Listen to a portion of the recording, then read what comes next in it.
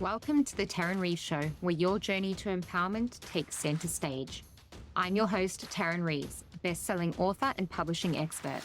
Together, we'll dive into the hearts and minds of visionaries, disruptors, and trailblazing leaders to explore the most compelling and thought-provoking ideas in life, business, and marketing.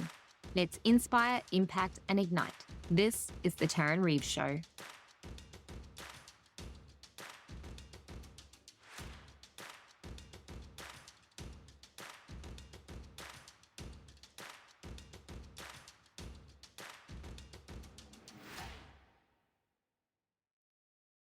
Hello. Welcome to another episode. Today, I am joined by an amazing woman. Her name is Leiah. She is the founder of Leiah R Executive Health Coaching. She is Mrs. DC America 2018, which is so cool, and an international health coach with Leiah R LLC. She's a pregnancy coach, a hormone coach, speaker, and media personality. There's not much this woman can't do. She was awarded the Loudon Times 40 Under 40 Award. I probably pronounced that wrong. Is that correct, Leiah? No, it's the Loudon, but close enough. Then there you go. Australians, Americans, go figure. She's a co-host for a local TV show called Good Things DC. Leiah's a co-founder of Vedgecation, a television series on DC TV promoting plant-based living. She's obviously a plant-based advocate that helps people take back control of their health. She's married to her better half, Jay, and she resides in Colorado with their son, Killian, and fur baby, Ollie. Now, before we get into all things hormones, mold toxicity, all of the interesting things that you and I were chatting about behind the scenes, what kind of a fur baby is Ollie? He's a mini poodle, and I can actually, it's so funny. He is upstairs crying because Oh, he's with bless me him. 24/7. Well, he will cry our entire podcast, but it can't be trusted not to want to chase a squirrel while I'm recording. Fair enough. Privileges are gone. That's so funny. Now, Leiah, I believe you've had a really interesting journey on a personal level with mold toxicity. Can you tell me more about that and what even is mold toxicity? Because most people will go, oh yeah, mold, cool, we're just going to wipe it off. But what happens when it becomes toxic? Yeah, so I think we're going to see it a lot more. If you look on TikTok, if you look on Instagram, you look on any of the socials, it's just climbing the ranks. And I think I was talking about it long before it was really cool, which is why I got so much traction from, I would say, when it wasn't being talked about. But my journey with it started when I was in my teens. So I started to have skin issues, really bad stomach pains. And of course, the American way is to put you on birth control to fix all of those things. Yeah. Which it did not fix. It did get rid of the skin issues, but my stomach chronically still hurt all the time. I had digestive issues. There were so many weird, strange symptoms. I really struggled with depression, anxiety. And I was like, none of this adds up for me. And I think it was at 25, I finally was like, I'm done being on birth control. I'm just going to go off. What I didn't realize is how terrible that was going to be, because it was almost like masking that skin symptom, and then everything came flooding back. Yeah. So long story short, it took me about 8 years to really figure out. And in between that time, my symptoms would get better sometimes, then they would change, get better. One of my most vivid memories is when I got married. And one of my biggest symptoms at the end was my eye twitch chronic. It was almost to the point, you know how annoying an eye twitch is, right? Yeah, right. And so it was to the point where I told my husband, if anyone could be suicidal over an eye twitch, I'm almost there. Yeah. Because it just won't go away. And I didn't put the two and two together that when we left for my wedding and I was gone for 2 weeks, the eye twitch went away. I never correlated that it was my environment that could be causing all the problems. So it was in 2018 when you saw that I was Mrs. DC, and what I would call at the top of my game. I was working in corporate America. I was a beauty queen. I was doing all sorts of modeling, everything, but I felt like I was dying on the inside. My hair looked terrible. My skin looked dull. I was really skinny, which some people would love, right? Not in a good way. Yeah, I know that feeling. I don't think I wore pants for 5 years because my stomach would bloat so terribly, and I never really knew when it was going to happen. So I was like, if I can just wear like those baby doll dresses or any sort of dress that like leaves me enough room to carry my bloated tummy around, then here we go. So in 2019, I was sitting at my desk. I had just competed at Mrs. America, And I told my husband and I said, I think I'm going to quit my job. And he was like, ah. Yeah. The phone call every husband wants to get. First, he said, do you even know how much money you make? And I said, luckily, no, because you handle finances. So it won't hurt as bad that I want to quit. But I really just decided at that moment that I didn't want to be sick anymore. I wanted to dedicate like all of my time and resources to figure out what was happening in my body, because every allergist I went to was like, we don't see anything wrong. Did this test. We don't see anything wrong. I went to 4 different holistic physicians, and none of them caught it. And then finally, I started working with one out of California when we moved to Colorado. And she was like, have you ever been tested for mold toxicity? And I was like, no idea. What is that? Yeah. And so she tested me. I tested very high for a certain level of mold at that point. So I went on antifungals. I did all of the things. And essentially, mold toxicity can be in 2 categories. So you can be the type of person who just lives in a bad place right now and it's caused your symptom. Or you can be someone like me who genetically, we can't be around it at all, or it's going to cause a lot of problems. Right. Interesting. So you genetically predisposition some people to be super sensitive to, is it any types of mold or certain types of mold? Any types of mold. It's called the Really? HLA-DR genetic mutation. And then lucky me, I also have the MTHFR genetic mutation. Oh, me too. Yeah, it's such a good one. Yeah, we call it the motherfucker gene over here. 100%. I call it the same thing because Yeah. it's all that you can, once you figure out how to make it work for you, it's not that bad. But Yeah. when you're in the interim with it and trying to get it to work towards it's a mess. Yep. So those 2 combined with me consequently living in like place after place that had mold issues. But the last place that we lived for 5 years was actually, and this is why I'm so passionate about talking about where people live. It was a brand new condominium. It was Yep. beautiful. And there was black mold eating through the walls by the time we left. Really? Yeah, condos and apartments are not friendly for people who have mold problems. They never will be, because especially if you live in a hot climate, anything that can essentially perspire behind the scenes, like an air conditioner, is going to be a breeding ground for mold. So when you have all of that double plumbing and everything, you're just going to have water running back behind the walls. Yeah. So are there certain symptoms that people look out for with mold toxicity? Or you explained a few of your symptoms, but is that common across the board? So I always say you can stick 100 people in a room with mold toxicity and everyone will have different symptoms depending on which mold, they have. The common ones that I see, nasal allergy issues, which funny thing enough, I didn't have any of those. Okay. I had eye twitching, muscle twitching, severe bruising, which sounds weird, but it's more common. I would bruise like a peach. Yeah, right. Digestive issues, and everyone talks about candida, right, in the gut. Yep. But no one talks about usually the root cause of candida is mold. So once you fix the mold and you detox that and you eradicate it from the body, then you can get rid of the candida and it will balance out on its own. Interesting. So what's the treatment then for mold toxicity? Is it natural? Is it Western medicine? So I did a combination. Mine was bad. I called myself a tiny mushroom. I was so full of mold. I tested very high positive for every single mold that was on the list. Wow. So for me, there were certain things like I can't do mushrooms. I had such a problem with mold for a long time that like my body sees a mushroom but that's not everyone. And that's what I tell people. It's very bio individual what your body can tolerate. So I did start with a round of prescriptions. Most people miss the nasal killing. So killing that mold in those nasal cavities is really key. And then doing antifungals. I was on antifungals for probably over 2 years. Yeah. And what we found out midway through, because I wasn't getting better, was we found mold in my current home. So while I was trying to heal, I was also dealing with that. So once we finally got that fixed, then it was all of a sudden my body was like, oh my gosh, we could heal and feel better. And it was amazing. Yeah.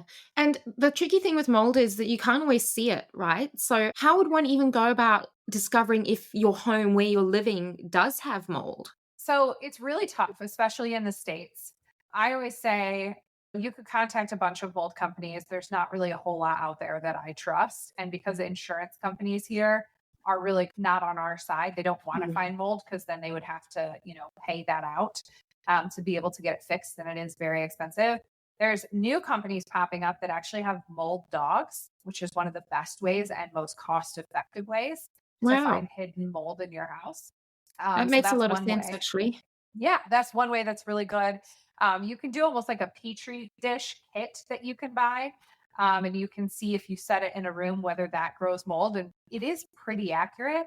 I wouldn't say it's 100%, but if you've got mold growing pretty quickly, it's probably somewhere else in the room. But I tell everyone, use your body as your symptom. How Mm. do you feel in that room?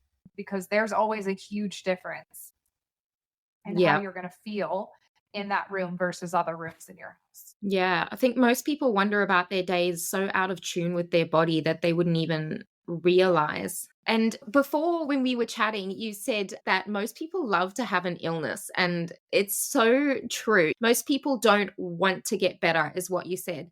And I don't know if it's that they don't consciously want to get better. I think that they're like, yeah, of course I want to get better. But subconsciously, that label is so a part of who they are, or that way of living is so a part of who they are, that they can really struggle to choose the sometimes long, you were on antifungals for 2 years, path back to health. Yeah, and mold detoxing is not for the faint of heart. Depending on if you have any that cross the blood-brain barrier, there's very severe symptoms that happen when you detox. There would be days where I would cry all day and be Wow. horribly depressed. And then the next day I would wake up and it was like nothing happened. So it is tough, right? Just anything, just like any illness. But I think that we're living, and we talked about, I've taken less and less clients with mold toxicity. And the reason being is because I just see that people want to be stuck in that victimhood and they don't want to get better. They Mm. don't want to do what it takes to actually step over to the other side, whether it's a big one's like giving up drinking alcohol. Like, Yeah, in right. my opinion, you really cannot drink alcohol and heal from mold toxicity because it affects so many areas of the body. And alcohol is a poison. Again, is it fun? Sure, some days. Yeah. I mean, I think Fun while everyone, you're doing it. that's not fun after the fact. But there has to be a come to terms and a come to Jesus, so to speak, with your habits leading back into you staying sick. Yeah. And I think that's not even just mold toxicity, right? That's just across the board with Everything. anything, Yeah. whether that be a physical or a mental disease or Yeah. And I illness. don't know where we got to that everyone wants to label themselves something. I can't tell you how many clients will send me a message and be like, oh my gosh, I read all the symptoms of ADHD and I'm all of them. And I'm like, or you're just bored in your life and you're looking for a reason that you're bored and you can't focus. Yeah. Yeah. 100%. Or We you don't, lack the discipline to focus. or that. Yeah. And Yeah. a lot of people just don't decide that they want to be someone else and show up. Yeah. Now, you said when you were 25 that you came off the birth control and that's when things went really haywire. Did that have anything to do with hormones? Because I know that you're a hormone coach. I know that you're a pregnancy coach, and obviously so many hormones with pregnancy. How does this all link together for you? What's the journey there? I always say for hormones, for women, I'm trying to think of a nice way to say this, but there Just really be isn't. blunt. Don't be nice. Be blunt. We don't like to take accountability for the state of our hormones. As women, we don't. I'll meet with someone and their testosterone's in the tank and they're like, what pill can I take to fix it? And I'm like, or how about we talk about what habits got you to the point where your testosterone's in the tank, which the most common ones I see are under eating, over exercising, over drinking, not getting enough minerals within the body. The gut is wrecked from drinking. So then they're not absorbing the nutrients when they do eat. The hormones are never the cause. And that's where women get mad at their hormones. Your hormones are just a message. They're just signaling to you something is wrong. So my hormones, if I wasn't on birth control, would have been signaling SOS, lady. Yeah. We have a big problem. But they weren't because I was on birth control. So the minute I went off, my vitamin levels plummeted.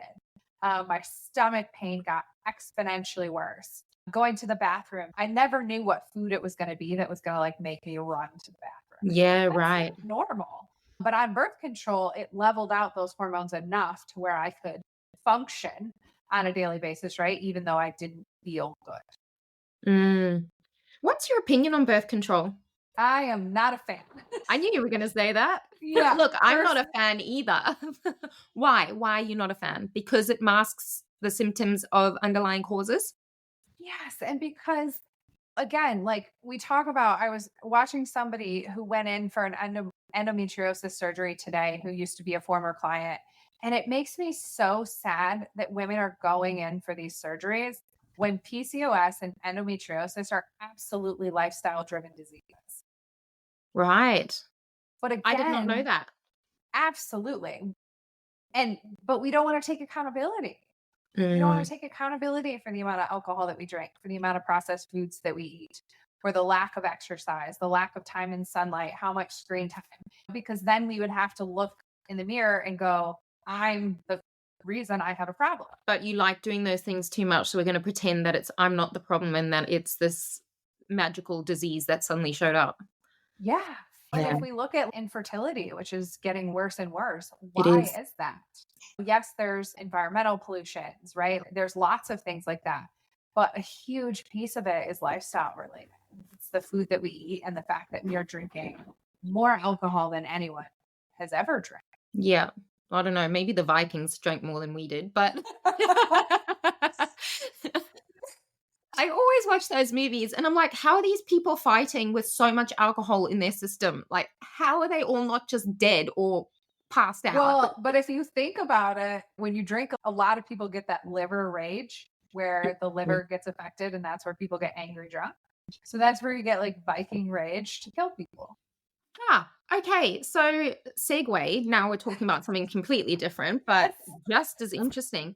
So, you're saying that the liver is responsible for people who are angry drunks. 100%. Yeah. How does that work? That's your liver essentially crying, stop drinking. Yeah. And you will see. Because I know the liver can regenerate, right? The liver is the only organ in your body that can regenerate. Is this an ongoing thing? Because I know some people are angry drunks all the time. Some people are angry drunks only when they drink certain alcoholic beverages. How does that work? Is it the receptors in the liver or something? You have to think about it. Most of the time, it's not like people aren't like, oh, I'm an angry drunk when I drink beer, right? They're like, I'm an angry drunk when I drink brown liquor or tequila or wine, which is higher alcohol content, which then proves my point, right? Yeah. So interesting.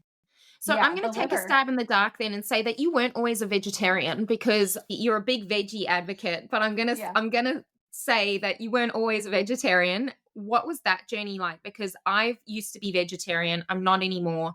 And I only came off being a vegetarian because my iron levels plummeted when I was pregnant. And I was like, I'm 99% sure this has nothing to do with the food that I'm eating, but I'll give it a go because I don't want an iron transfusion. Yeah, so this is a tough one. And I would say very controversial, like with the whole iron thing. And I can talk about too. I actually have a newborn upstairs. He's 3 months. Oh, bless. Mine's 10 months. What's his name? Oh, his name's Killian. Killian. Adorable. Congratulations. Thank you. What's your 10-month-old? It's Harvey. I like Harvey. I like the name Harvey. It Yeah, reminds me I of couldn't wake up actually. I love it. Yeah, he's upstairs with my mom, so I haven't heard him screaming yet. So we're doing That's always a plus, just the dog's crying. If it's not the dog, the husband's not home yet, so he might cry when he gets here too. Fair enough. It's just multiple children of varying ages. Yeah. So I initially went vegetarian and more plant focused when I was trying to figure out what was wrong with my body.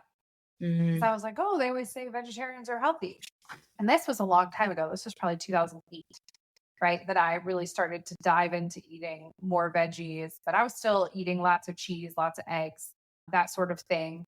And then when I lived in Virginia and DC area and my symptoms were getting worse, I just kept taking foods out. That's another thing that happens with mold toxicity is you start reacting to more and more foods. So you keep taking them out thinking it's going to solve the problem, and it absolutely does not. Yeah. Because at that point, your body's just attacking itself. So that's when I went mostly whole food, plant-based. So no eggs, no dairy, no anything. So like vegan. Yeah. I went, and I hate that word. So that's why I use plant-based. Oh, do you? Like, it's negative for so many reasons, but Also, like, I have shoes that have leather, so, like, I can't call myself a vegan. True. That is a very Yeah. good point. Yep. Yeah, so I call myself very plant focused Yep. these days. But then when we moved to Colorado, again, have remained being plant based even throughout the mold journey, which, by the way, would it have been easier for me to go carnivore? Yes, it absolutely would have. Could I maybe have gotten better sooner? Potentially, I don't know, because it wasn't something I was willing to do. But I started being plant based, honestly, because of vanity. I was like, oh, plant based people look younger. I'm gonna do it. Yep. And then I maintained it because I just fell in love with not eating animals. Yeah. Um, and a lot of people talk about like our ancestors. I'm like, I don't live in a time that our ancestors did. Like, I get to go to the grocery store. I'm excited about that. I'm happy about that. If I had to go out and grow my own chickpeas, would I still be vegan? I don't know, because I don't live in that time period. Yep. Yep. But I I think do that's grow an my own argument. chickpeas. See? Yeah. I'm so proud of you. I'm proud of you for me. That's so funny. Of all the I would plants that be you could have picked, I'm like, I have chickpeas. I would be the one to hire a gardener because I'm always really good at like sourcing out things I don't want to do. It's one of my Yeah. most blessed Yeah. talents.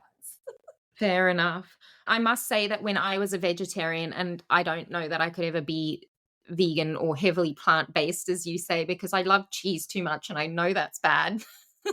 But that's a journey for another time. But I did notice my energy levels were insanely better.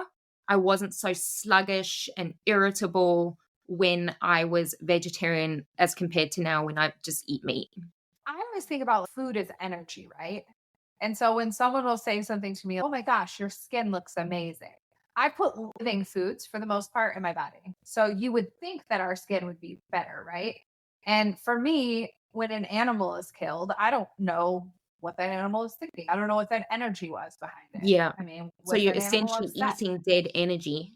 Yes. So I definitely think it can have a big effect. But I think where a lot of people fail in the plant based world, especially clients I work with, is we're terrified of food these days. Like, we're so afraid to be fat, especially in America, Mm. because our food is so bad It that we're really like, is. I went there and I was shocked, honestly, because actually I was vegetarian when I traveled there and I was like, I can't eat anything. I can't order anything. I was no. even your drinks, this is so interesting. So Starbucks or the coffee that you buy from the service station, you guys have pre-added sugar in yours. Yep. We don't. So the same brand we can get here, but yours has pre-added sugar and ours doesn't. It's just mind-blowing. It's the same thing with like wine from Italy. You can have shipped wine from Italy, but it has to be different to come to America. Really? Why Yeah. is that, do you think? Is that like a big commercial thing? We're getting into some interesting topics here now, aren't we? There's no money in well care. There's no money in us being really well and really healthy and happy. Like, our whole system is built on people being sick and utilizing the system. Yeah. That's so sad, isn't it?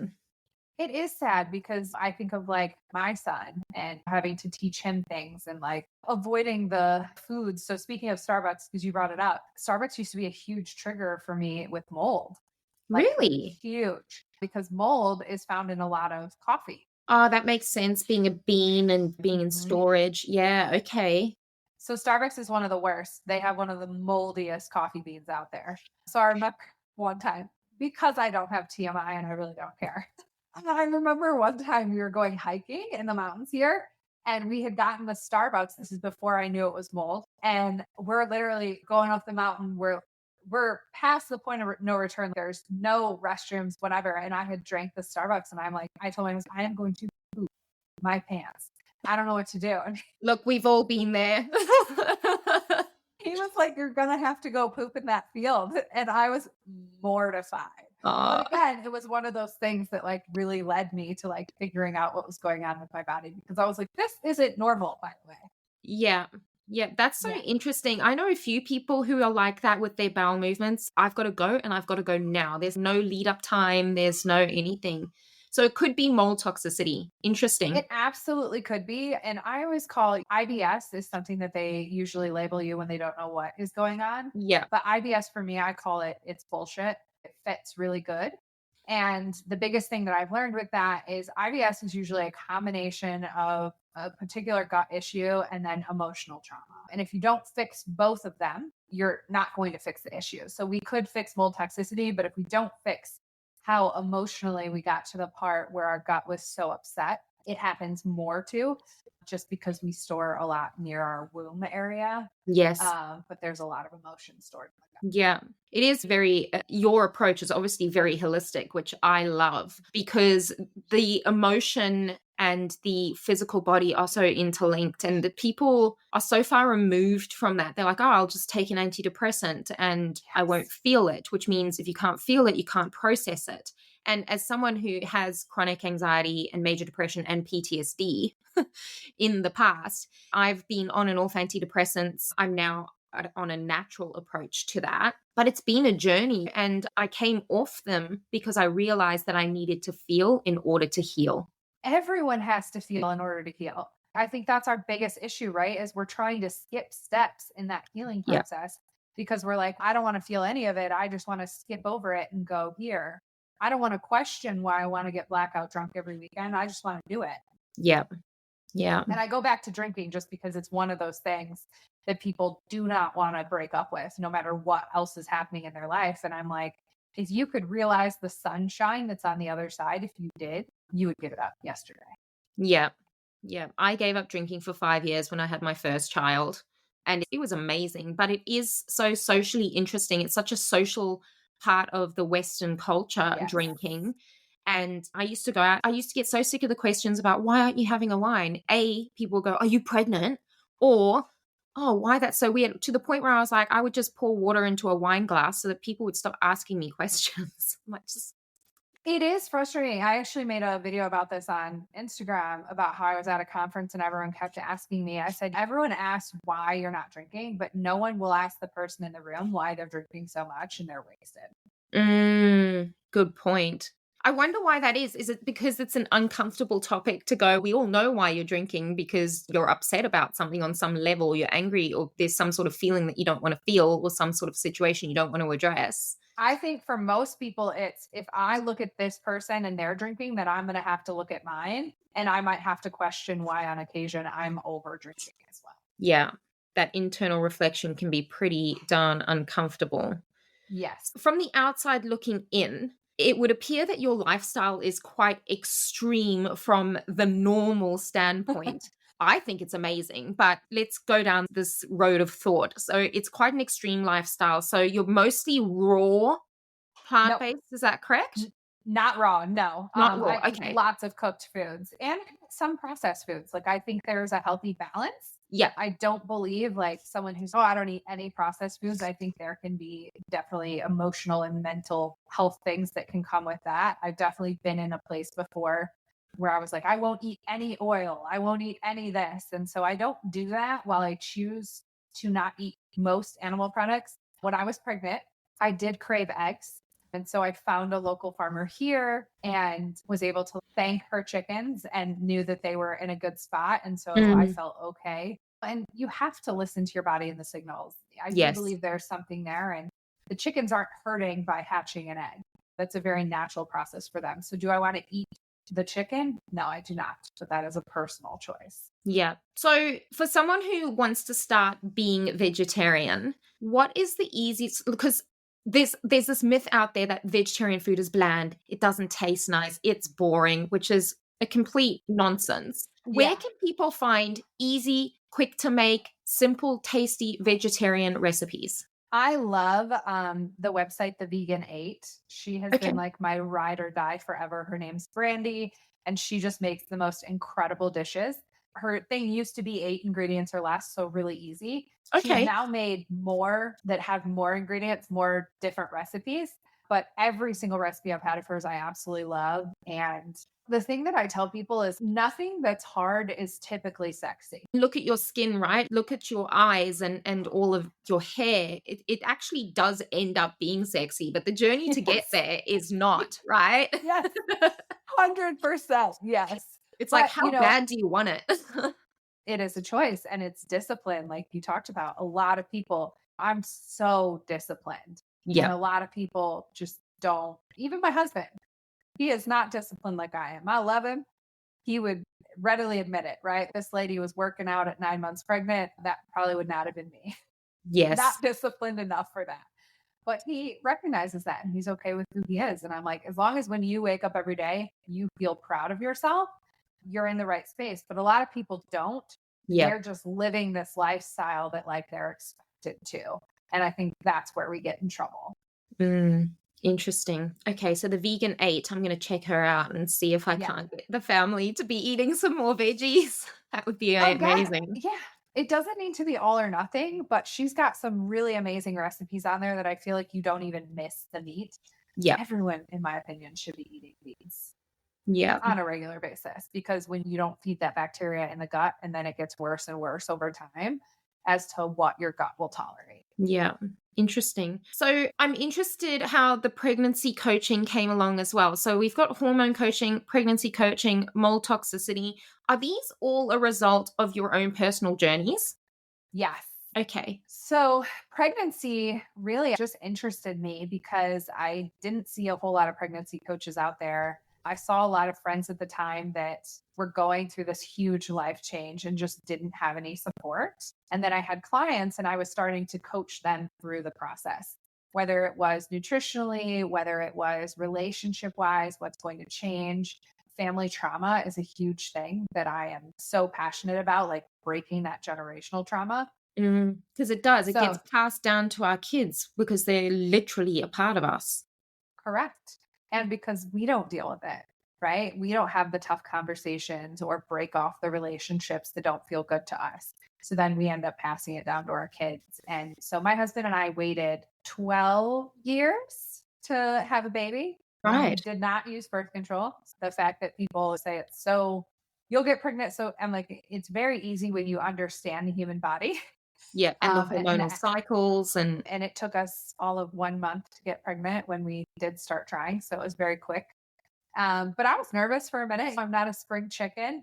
And they try and fear you in the States that you're not going to be able to get pregnant. And like I said, there's such an infertility thing. And I think that's been even more of a passion for me, is looking at why someone can't get pregnant, stay pregnant. The MTHFR, I think, has a huge determining factor if someone isn't aware that they have it. Yeah. But an even bigger piece is the amount of exercise women are doing and how skinny they're trying to maintain themselves. They can't ovulate. Yeah. Interesting. Okay. So you waited 12 years to have a baby. Is that because you were doing the work, or you were doing the generational trauma work?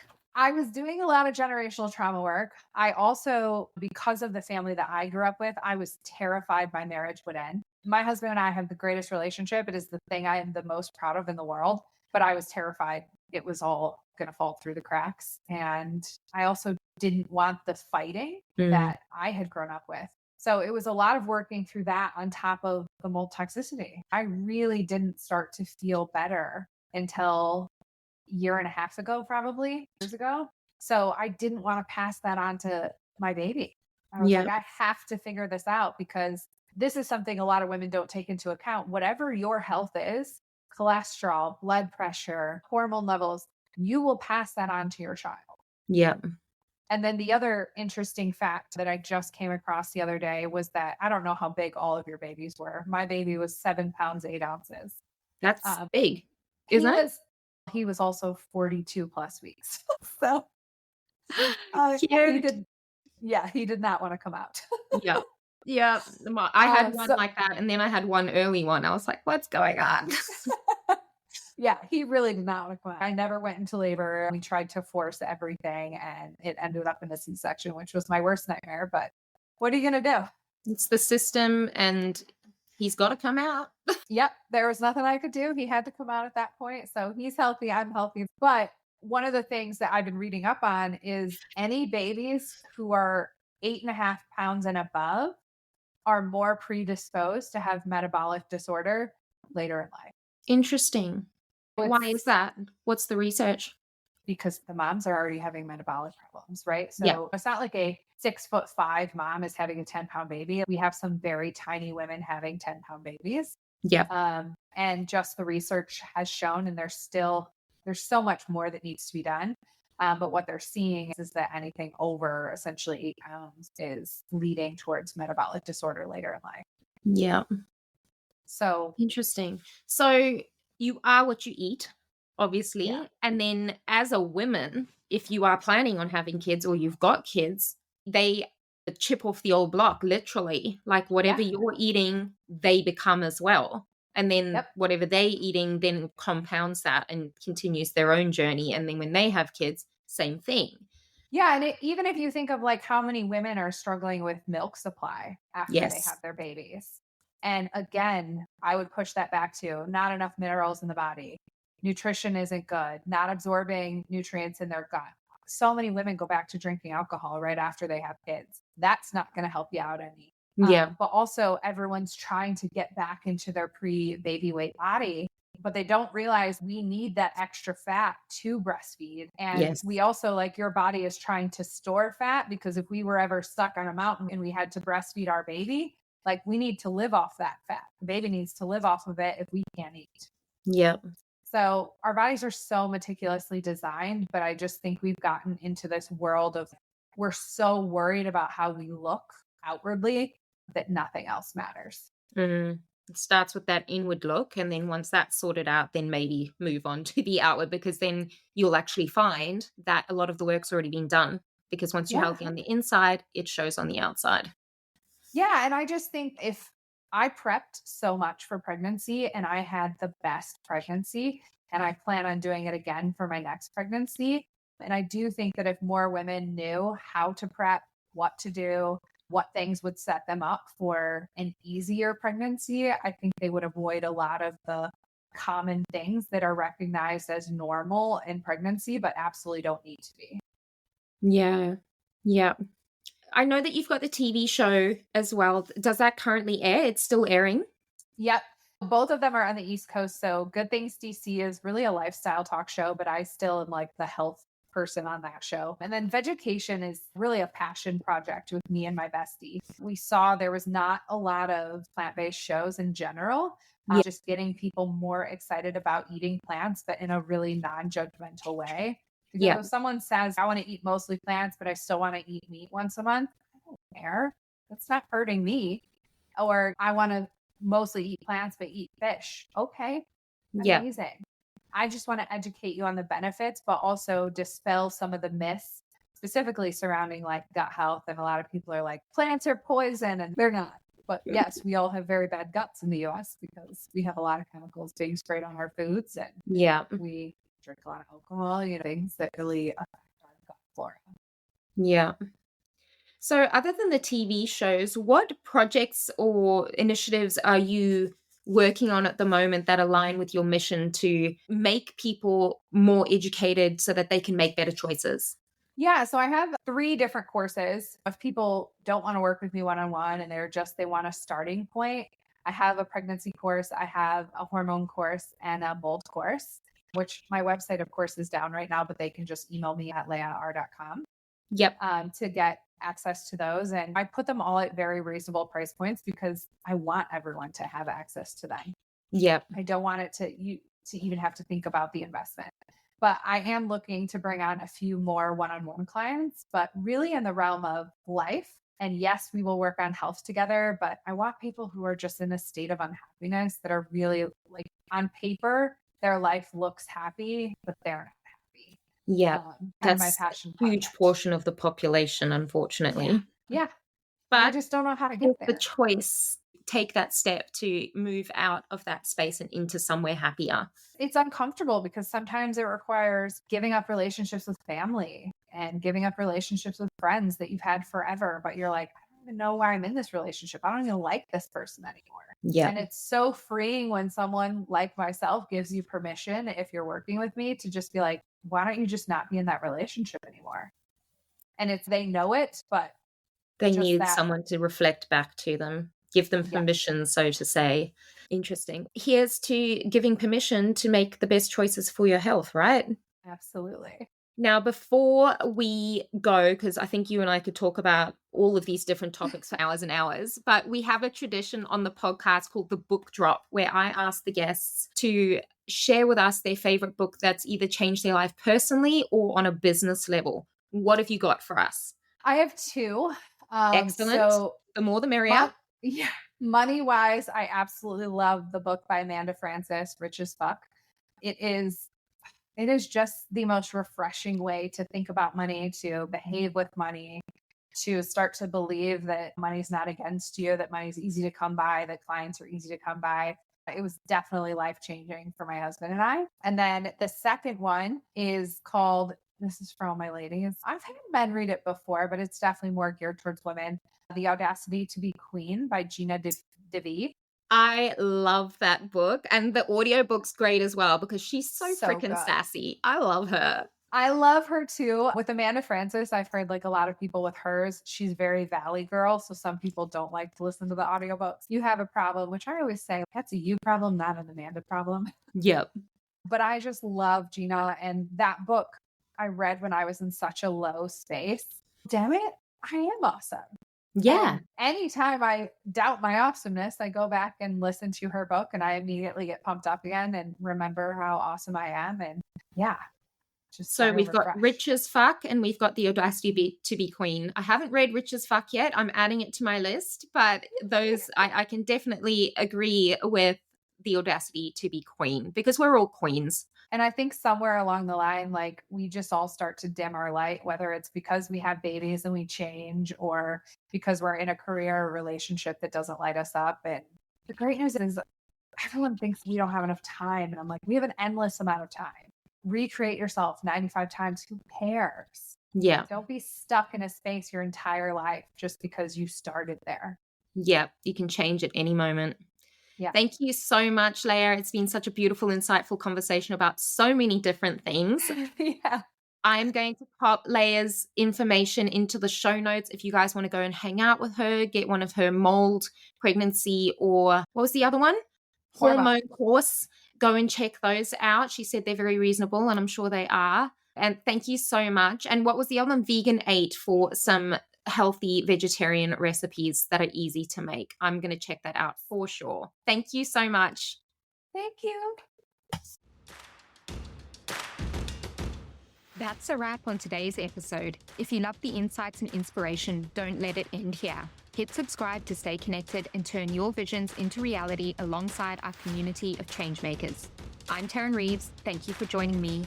And remember, your story has power. See you in the next episode.